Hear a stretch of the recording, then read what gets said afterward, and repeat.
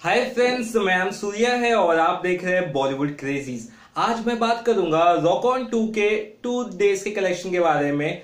और कहीं ना कहीं 2 दिन के कलेक्शन के बाद रॉक ऑन का जो पड़ला है वो कुछ अच्छा नहीं है, यानी कि कलेक्शंस कुछ खासा नहीं रहे हैं। उसके वेरियस सीजन से मैं आपको बताऊंगा। सबसे पहले कलेक्शन बता देता हूं।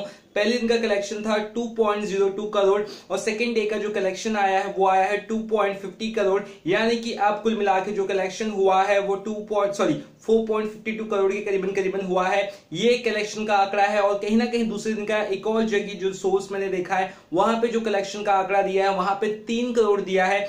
दोनों के कलेक्शन के आंकड़े की अगर बात करो तो एक के हिसाब से जो कलेक्शन अभी तक का होता है वो 4.52 होता है और एक के हिसाब से होता है 5 करोड़, यानी कि आप 4.5 करोड़ समझ के चलिए कि 2 दिन में फिल्म ने कमा लिया है। और कहीं ना कहीं क्योंकि देखो कलेक्शंस के आंकड़े जो है हर किसी का अपना अपना सोर्स होता है, बट बेसिक सोर्स से यही समझ सकते हैं हम कि 4.5 करोड़ फिल्म ने कमाए हैं पहले 2 दिनों में। अब आप सोचते होंगे यार इतनी बढ़िया फिल्म पहली वाली रही है, दूसरे फिल्म में क्या गड़बड़ हो गया या फिर क्या क्या इश्यू हो गया जो फिल्म ने इतना स्लो एक स्टार्ट किया है। तो आपको बताओ फिल्म जरूर अच्छी है, फिल्म में उतनी कमी नहीं लगी है और जितनी पहले वाली थी, जहां तक रिव्यूज के मामले की बात करें तो। और आज मैं ये फिल्म रात को जरूर देखूंगा, उसके बाद आपको इसका रिव्यू जरूर दूंगा और डिटेल्ड रिव्यू दूंगा। मैंने रिव्यू जरूर दिया है व्यूवर्स को देख के, यानी कि क्रिटिक्स को देखते हुए। मैंने खुद का रिव्यू अभी तक नहीं दिया, तो डिटेल्ड रिव्यू जो मेरा रहेगा वो मैं आपको दूंगा आज रात तक।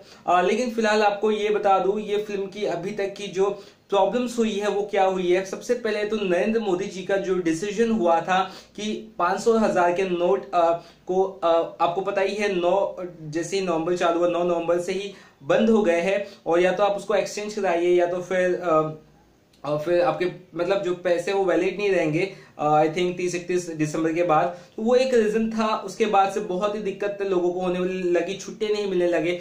तो वो सब रीजन की वजह से जो सिनेमा घर जाने वाली ऑडियंस है वो रुख करना कम हो गई। और कहीं ना कहीं रॉक ऑन 2 के लिए और 2 बड़ी मुश्किलें थी, वो एक थी शिवाय और एक थी ऐ दिल है मुश्किल। ये दोनों मुश्किलें और डिमोनेटाइजेशन वाला जो मोदी जी का एक किया है वो ये 2-3 चीजें इस फिल्म के लिए नेगेटिव साबित हुई, यानी फिर की मुश्किल साबित हुई।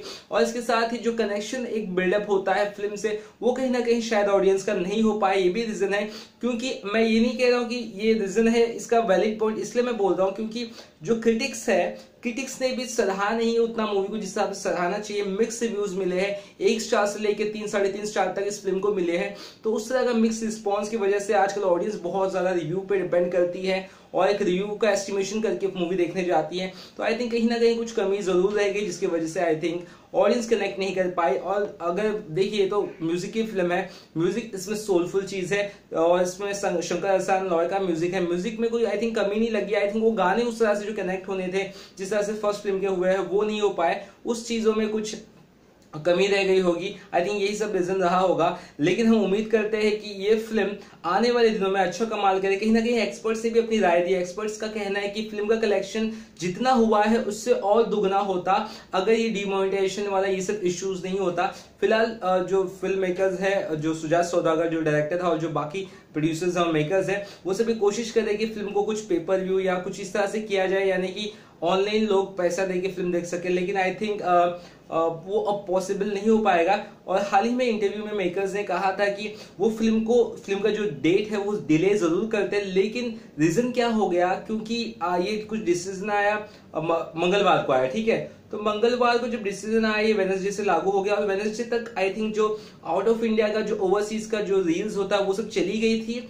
और ऐसे वक्त में अगर रोका जाता तो पायरेसी की वजह से फिल्म इतना भी नहीं कमा पाती, क्योंकि आपको पता है दुबई में ये फिल्म ऑलरेडी रिलीज हो जाती है गुरुवार को। तो पायरेसी का इश्यूज काफी ज्यादा हो जाता है यार, मतलब बाहरी कंट्रीज में कई सारी और कंट्रीज में रिलीज हो जाती है गुरुवार को, तो उससे इश्यूज काफी हो जाता, ऑनलाइन वर्जन लीक हो जाता फिल्म, फिर मतलब समझ गया ना। तो ये फिल्म का जो ऑलरेडी था डिस्ट्रीब्यूशन हो चुका था, वो एक रीजन था कि मेकर्स ने इस फिल्म के डिले रोक दी, वरना ये फिल्म आई थिंक डिले भी होती। बट स्टिल फिल्म का कलेक्शन ओके है, बट बहुत मुश्किल लग रहा है कि ये फिल्म एक प्रॉफिटेबल मार्जिन में पहुंच पाएगी, क्योंकि फिल्म का ऑलरेडी जो बजट है वो 45 करोड़ है और फिल्म इक्का दुक्का ही कुछ इस तरह से कमा रही है और अभी तक सिर्फ 4.50 करोड़ तक का अर्निंग हुई है इस फिल्म की। देखते हैं किस तरह से आने वाले दिन में कलेक्शन होते हैं, कि हम तो यही उम्मीद करेंगे फरहान अख्तर, जो पूरब कोहली, अर्जुन रामपाल, इनकी जो फिल्म है ये अच्छी कमाल के। लेट्स सी किस तरह से इसके कलेक्शन आएंगे, मैं आपको जरूर बताऊंगा। और आपकी क्या राय है इस मूवी के ऊपर, आप मुझे जरूर बता सकते हैं। चलिए तब तक के लिए बाय।